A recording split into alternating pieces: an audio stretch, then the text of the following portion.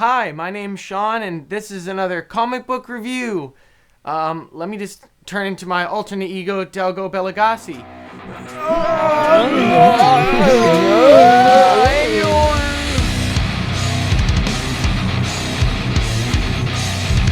Today, I'm going to be reviewing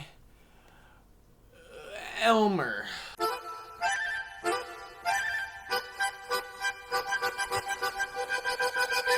A story by Jerry Alanguilan.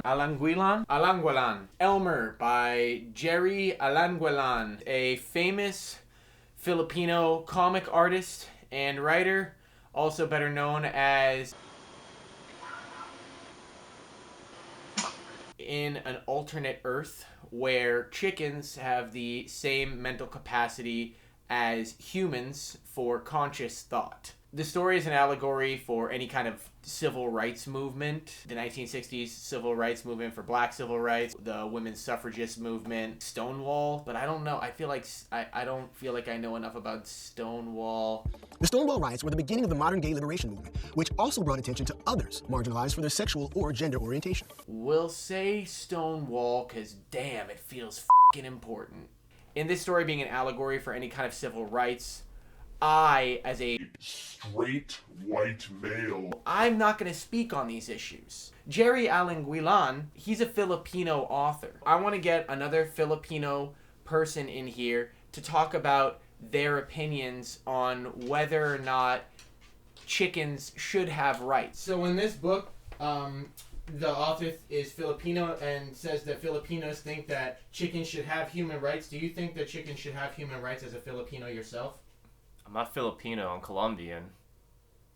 Oh, fuck. So you're Filipino, and this book is about how Filipinos thinks that chickens should have rights. So should you think chickens should have rights? I'm Mexican.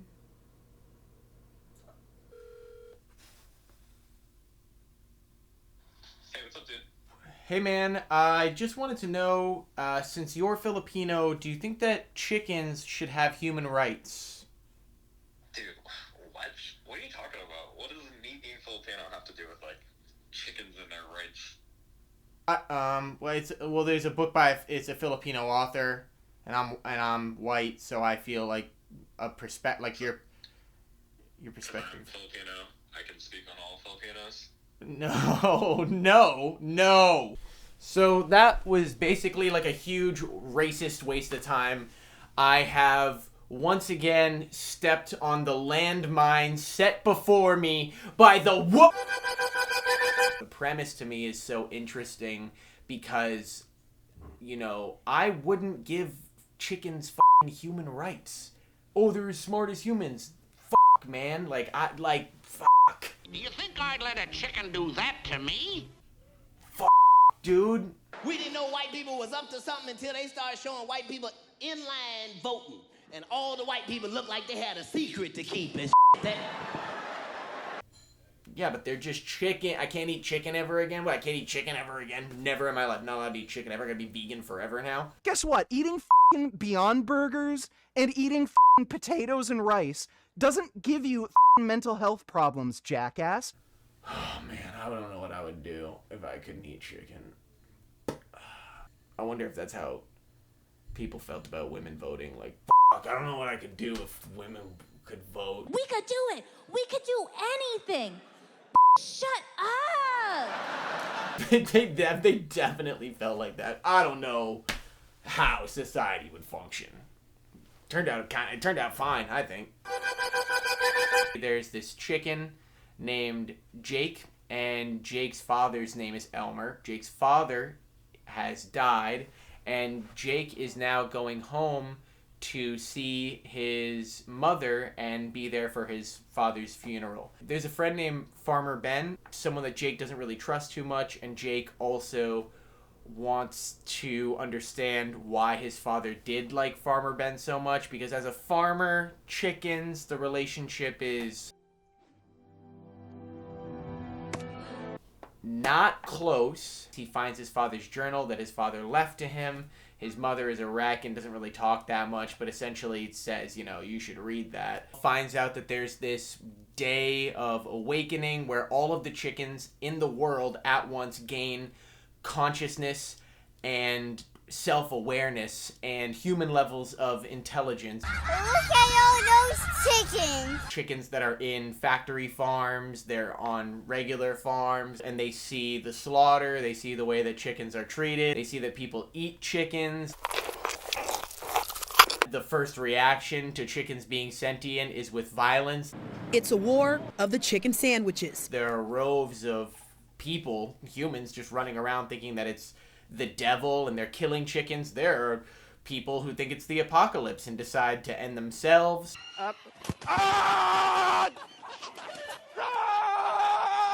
There is a severe shift in the way that society is going to work in this scenario. The sky is falling! The sky is falling! Elmer's journal, Jake's father, expands on what it's like to kind of hide, where you got random farmers walking around with like shotguns being like, you ain't hiding no chickens here. I smell them. I didn't know to give it a 21 gun salute. CPR, mouth to mouth, you know, or call the chicken ambulance. And then Farmer Ben's like, no, dude, I smell them too. But, you know, they're not so bad, those chickens, I think. Jake starts to trust Farmer Ben. He sees how important Farmer Ben was for Elmer, for Jake's mother, their survival. Eventually, there is a full-fledged world effort to give chickens human rights. But Jake is working a desk job, he's taking public transportation, he's masturbating to celebrities. You know, he's a normal guy. You know, we've known each other way back since, like, yesterday, I think it was. We got a lot in common. Chicken. He's a normal chicken. I don't think it gets into terminology.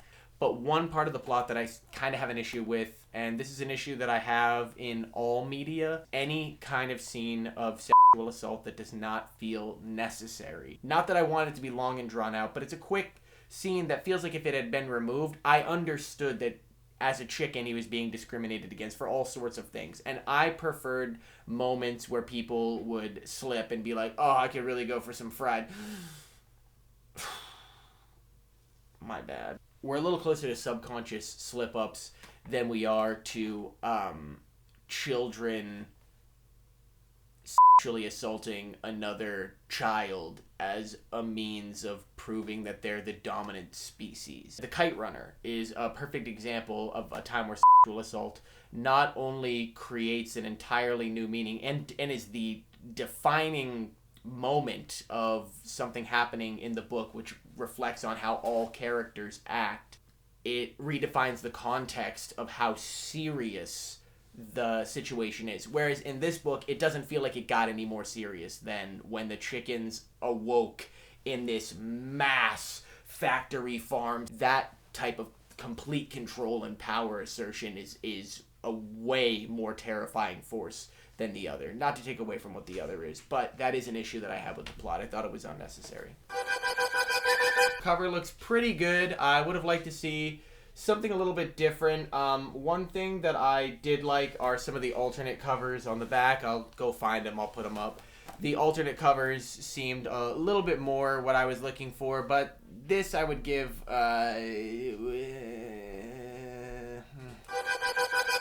Now, for the art, the whole thing, at least the version that I have, is in black and white. I don't know if there's a colored version, so I'm going to be reviewing the black and white version. I personally like stuff colored. I just love colors. I love colors. I'm sorry. Sorry, sue me. I like colors. I like to have, when I get the Crayola pack, I want the 128, I want the 64. I'll take the fucking 24. I'll take the 8, but you know what I won't take? The 3. Black, white, gray. Won't do it. But for what this is, it being black and white, it's very reliant on the story, very reliant on the premise. So I would say that the art is both good and not good. The character development of Jake, eventually he writes a book about his father's experience using his father's journal. He was kind of this nobody before, didn't really have a purpose in life, and then basically becoming a progressive in terms of the rights of chickens and how they're treated in the workplace. More of where we're at now socially in terms of all sorts of civil rights. It's that hushed, quiet, oh, I see a certain name on a certain job application, and that certain job application makes it to a certain pile, that sort of situation. Oh, hello. You must be that rooster whose job I'm taking over. What do I think of Jake? I think Jake as a character is pretty mids. Jake's mom, I think, makes huge strides in this story, where Jake's mom at points is nonverbal, not able to handle the stress of what it's like to be living like this, not able to handle the death of her husband, not able to handle what it's like being, you know, sentient and conscious, and it's like all these like crazy things that are going on. You can relate to, wow, this is so overwhelming that I can't deal with this. Elmer as a character is kind of this do no wrong character. His brother is a cockfighting chicken. The fight we were expecting, of course. Gadnook, Breaker of Worlds versus 10-month-old Cornish Rooster McNuggets. Chickens kill people in this. Like, chickens peck fucking... Humans are murdering chickens, but chickens are actively fighting back. There's like violent chicken uprising all at once. And this cockfighting chicken, his brother, is one of those violent chickens. I'm a cockfighting chicken. My style is impetuous. All I know my how to defense do. is impregnable. All I and can I'm do. just ferocious. I want your heart. I want to eat your children. Praise be to Allah. And he gets wrecked, I'm pretty sure. I don't know, read the book. Obviously, the world building is fucking sick in this book. The premise is what's dope, so the world is dope. And the way that people address these problems is cool and interesting. So yeah, the world building's sick. There's nothing more I can say about it. Imagine a world where chickens are fucking as smart as you and me. Probably smarter than me. Easily smarter than me. Much smarter than me. Straight up genius compared to me. The paneling's just a straight up story. There's nothing super interesting about the paneling. Same with the lettering. Nothing super interesting about the lettering, but it doesn't really need to be. The artwork does the job of depicting what you're reading. That's it. Yeah, Jerry writes a kind of long excerpt about all the other stuff that he decided to do in his journey in both writing this book and being a comic and story creator. Also some early sketches, and there's a letter from famous comic book author and regular old book author Neil Gaiman, who's just like, yo, I think, what does it say? Yo, sick book, dog. I don't remember any major motherfucking problems. Alright, the plot is a big ol' yes from me. The backgrounds are no-go. The characters in the foreground are a yeah. The paneling gets the job done. I'm gonna give it a yes. I'm gonna give the lettering a no-go. World building is a resounding yes. The plot is not the story. The plot is what makes the story happen. And what makes the story happen is the plot of him going through his father's old things. It gets the job done. Again, I'd give that a good old...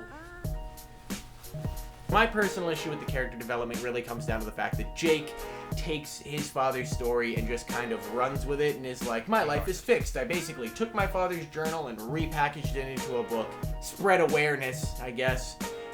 It's an interesting contrast to something like Maus. There's this level of introspection that I think Maus has from the author's perspective, from Art Spiegelman's perspective, where he does see flaws in his father and sees this mentality to survive, and how his father acts has been affected by what he went through. You don't really see that within Elmer, and you don't really see Jake having any of those introspective moments. This is a middling one for me, but I would lean it towards the positive. Let's just get it out of the way. Yeah, we'll give it a thumbs up. The cover, unfortunately, I'm gonna give a no-go.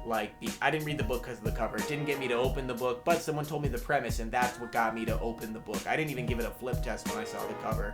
I was handed this book by a friend. He said, you gotta read this, it's pretty good. And I looked at it and was like, alright, man. And he goes, it's about if chickens got human rights because they're as smart as humans. I was like, look, what are you fucking talking about? You know, instantly.